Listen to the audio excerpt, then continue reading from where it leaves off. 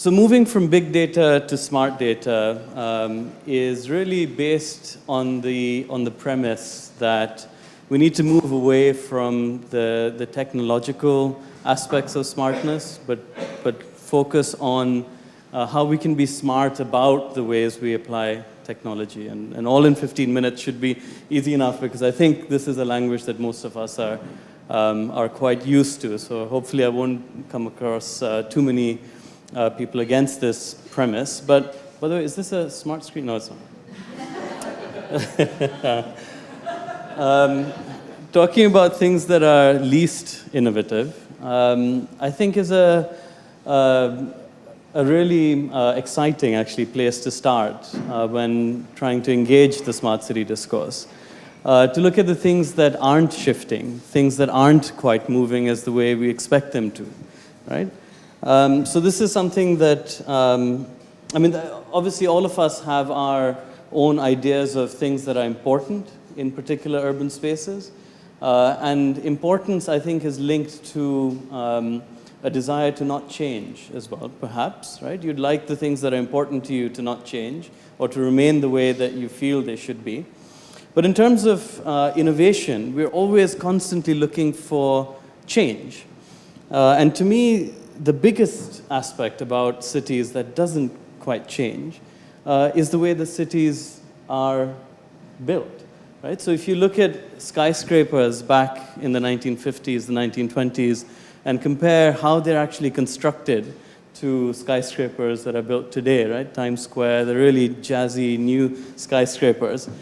The production process is almost exactly the same, right? If you can almost map out how the thing will be built, and you could take a worker from the 1920s and place him, right? There were very few hers involved in building buildings, surprisingly.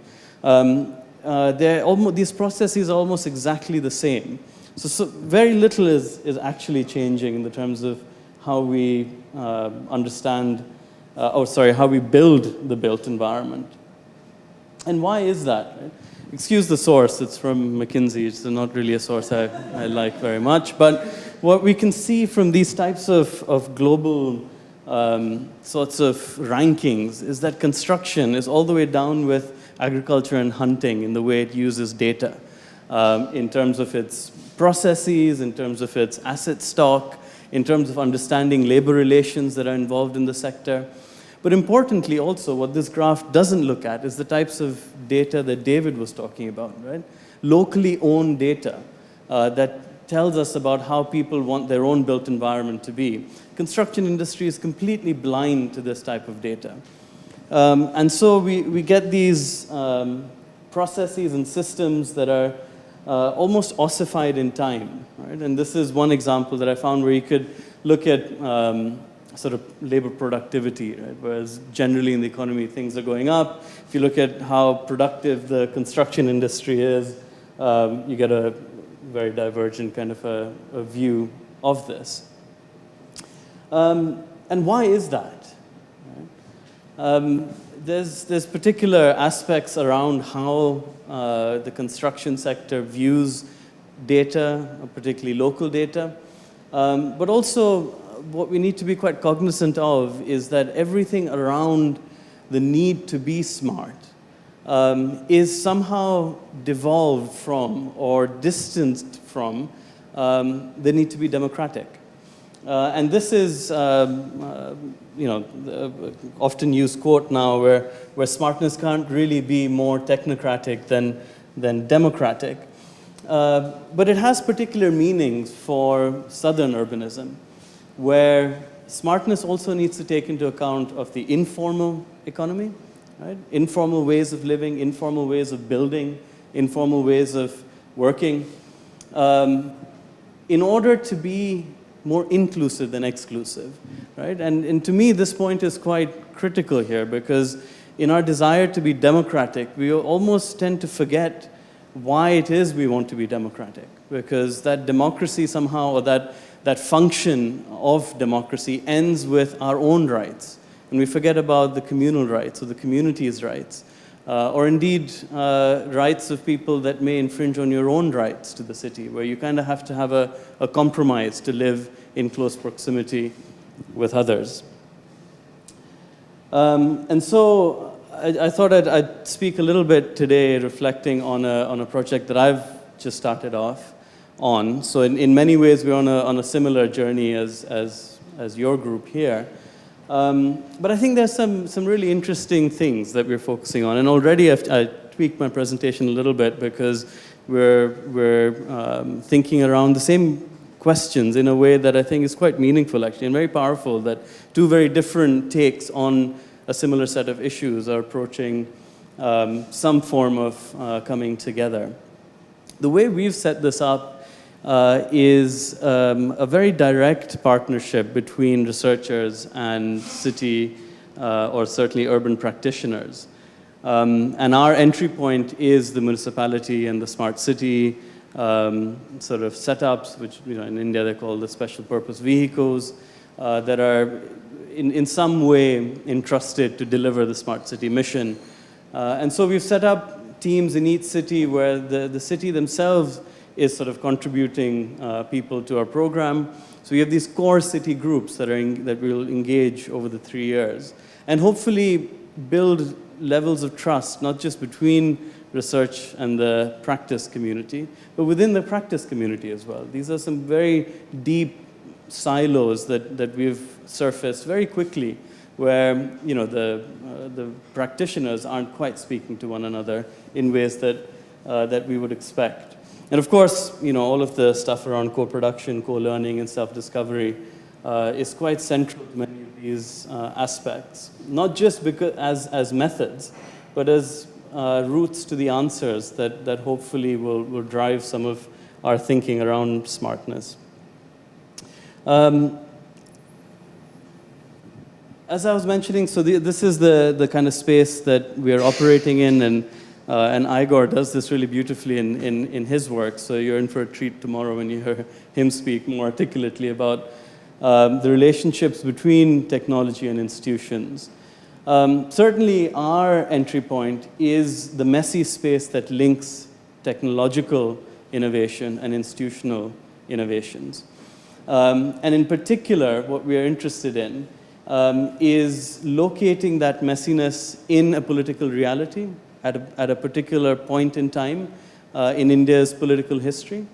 Certainly, it's a very live space at the moment. Cities are the center of many a political debate in India in the ways that they're being articulated. But importantly, when we look at technological innovations, when we look at institutional innovations, for one, they tend to not be linked in ways that we find meaningful. But also importantly, they tend to be de-linked from the politics of it all.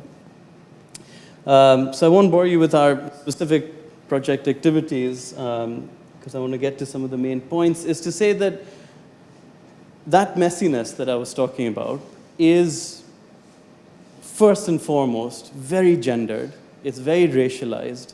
It's very segregated, right, in ways that are intersectional. So it becomes less and less meaningful to simply speak about women's issues without speaking about other identity crises that are ongoing as part of our cities at the moment, right? That are sort of tied into this idea of smartness. And then we've got these two age-old crosscuts around accountability and transparency, which again, we find is quite missing from all of this debate around smartness, right? What does it really mean to be accountable and smart?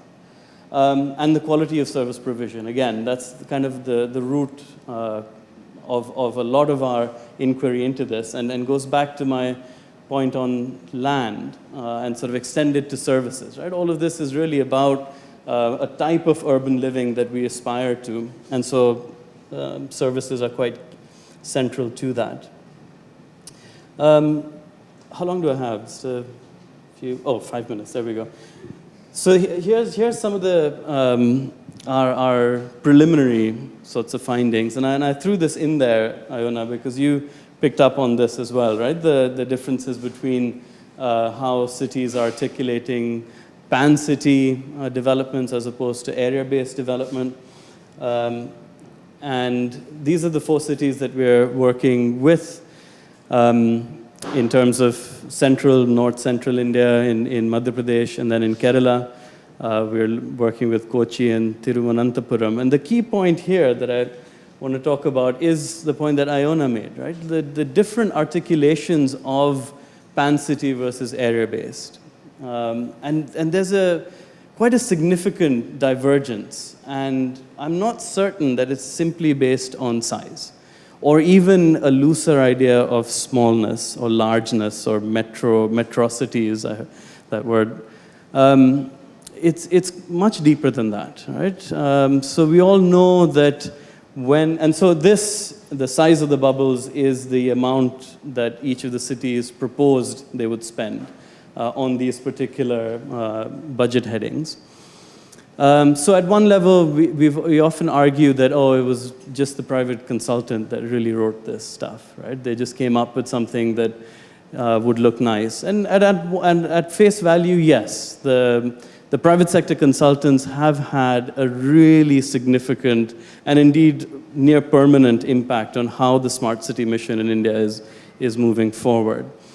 But that's not simply the story, right? When you speak to the mayors involved, when you speak to the smart city CEOs involved, even when you speak to a data officer who will have the desk way at the back and not really make any sound through any of the meetings, but then afterwards come and tell you about how it was his little tiny spark of an idea that he had about a particular Wi-Fi zone in a particular area that finally made its way through to the consultant. Or when a lady mayor tells you that she's a Congress mayor in a communist state and trying to articulate her vision of what it means to be a working woman in a city, makes its way through to these budget headings.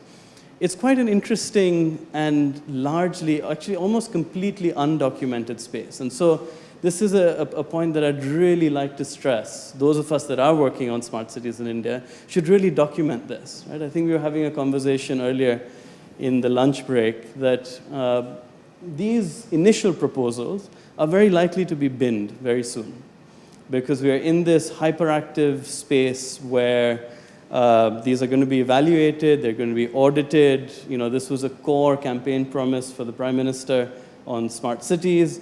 Next election is coming around, so they really want to see some big ticket change happening here. And so there are these CEO, smart city, CEO collectives that are happening now, where they're each there's a lot of groupthink happening. What's your city doing? What can I do? And we're going to converge at some point to this collective vision of a smart city and miss out on what may be a failed attempt, but nevertheless is an articulation of what your vision of a city is. Right? This is how you budgeted a fairly large, substantial amount of money to spend on your city. And yes, they're based on this innate idea of inequalities, right? Like you said, because certain areas do get privileged under the area-based schemes, but then the pan-city ones are not necessarily countering that inequality. And that's the punchline that I want to end with, is that if you look at the municipal authorities that are mandated to carry out the smart city mission in India, to me, largely, their vision of the city is deeply rooted to these unequal pairings, to the extent that the unequal pairing is part of the well-functioning city, right? So the unequal pairing is, for those that aren't aware, is a concept that Charles Tilly used and Fran Tontkis uses now quite beautifully, actually, to show the difference between hoarding of opportunity at one end at the same time as deep-rooted exclusion at the other, right? And these unequal pairings are built into the city, they're built into these policy spaces that are ongoing, but it's not just the unjust nature or the unjust nature of it, but that this actually connects with a vision of the city that people have, right? And that's what we're left with. And as a researcher, we're in no place to say that vision is wrong. We can sort of look at the historicities, if you will, of where those unjust viewings of cities come from and where they lead us to. But there's a huge space around capacity building, really, that comes in here, where it's not simply about distancing yourself from technology, neither is it about distancing yourself from the politics, but functioning in that space, as Igor pushes us to do, look at the techno-politics of it. And so I know my 5 minutes are up, but just very quickly then, based on some work that we've done in Bangladesh, speaking to thousands of slum dwellers, working with groups like the National Slum Dwellers Federation. This was in Bangladesh, where we asked people, what are your priorities for a good life, to lead a good, well life in a city? And the range is tremendous, right? Going all the way from practicing religion to the accessing services. And the ways these priorities are articulated and the ways they need to sort of connect with the state imply that the roots of connection between the citizen and the state are very different, right? You're not going to speak to the same bit of the state when you're looking to observe religious practice as you are accessing water, for instance. And here, the technological solutions that are being put into place completely ignore that. Right? It's sort of blanket smartness that comes in. And so, for instance, we're working with British companies that are leading the way on blockchain, for instance, where most of our time is spent on keeping our four cities away from blockchain because it's something they all want to jump on. But for instance, it could be that barrier between having your personal data completely open to the city. I'm seeing STOP. Having your personal data completely open to the city, but you may find that you may only want to share with the city that you are an adult, for instance, to access particular services, 18 or under. In India, many of the exclusions around identity, around religion, these are all tags that you can recognize from your name. So you might want to reveal to the government everything but your name. And blockchain potentially could be somewhere in there. Just a sort of humorous note to end in, right? We've come a long way. A decade ago, we had government officials saying that the weather can interfere with cloud computing, believing that the data actually sits in the sky. But just a couple of days ago, right, some of you might be aware of this, the chief of the Telecom Regulatory Authority sort of published his, essentially the social security number, challenging hackers to damage him. He promptly had a few rupees deposited in his account. There's people, you can debate whether how sort of disruptive that was. But then he sort of, after a few days, I think yesterday, tweeted out saying, guys, can you stop? All of your requests are draining my phone battery. And saying, right, so for you, that means you're secure because nobody has got to your money. And yet you're acknowledging that all these hackers have managed to drain you. And so what does that mean for the common person? So hopefully we are moving from big data to smart data, but not just smart data, but inclusive data.